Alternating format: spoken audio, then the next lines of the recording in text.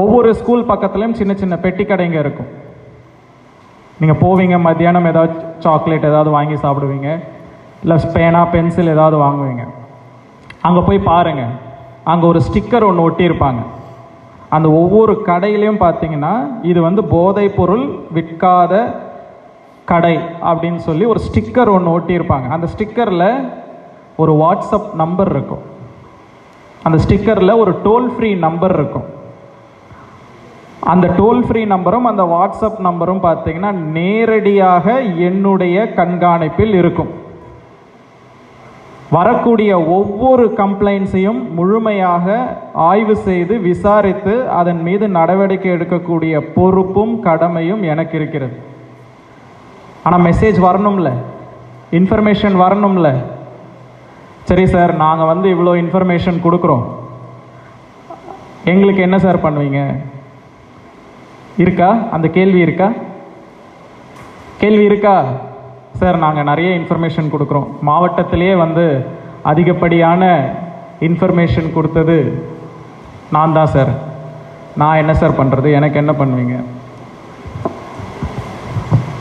உண்மையிலேயே ஒவ்வொரு மாணவனும் தங்கள் பள்ளிக்கு அருகில் இருக்கக்கூடிய கடைகளில் போதைப்பொருள் பேண்ட் ப்ராடக்ட்ஸ் விற்றாலோ, தன்னுடைய பள்ளியில் படிக்கும் மாணவர்கள் மாணவியர்கள் அந்த போதைப் பொருளை பயன்படுத்தினாலோ, நீங்கள் தெரிவிக்கும் தகவல் முதல்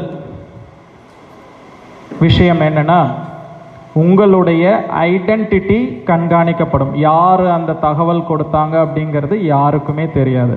அதற்கு 100% இல்லை, 200% மாவட்ட நிர்வாகம் உங்களுக்கு உறுதியளிக்கிறது. ஓகே, அதிகப்படியான இன்ஃபர்மேஷன் மெசேஜ் கொடுக்குற அவங்களுக்கு இல்லை, இந்த போதைப்பொருள் மெசேஜ் மட்டும் கொடுக்கணும்னு அவசியம் இல்லை. இதற்கான விழிப்புணர்வு நிகழ்ச்சியை முன்னெடுத்து செல்லக்கூடிய ஆன்டி ட்ரக் கிளப் அம்பாசிடர்ஸ் அவர்களுக்கு நிறைய நிகழ்ச்சிகள் நடத்துங்க. ஸ்கூலில் சின்ன சின்ன ட்ராமாஸ் பண்ணுங்க. இந்த மாதிரி பல நிகழ்ச்சிகளை நடத்தி முன்னோடியாக இருக்கக்கூடிய மாணவராக இருந்தாலும் சரி, மாணவியராக இருந்தாலும் சரி, ஒரு நாள் மாவட்ட ஆட்சியருடைய இருக்கை உங்களுக்கு வழங்கப்படும்.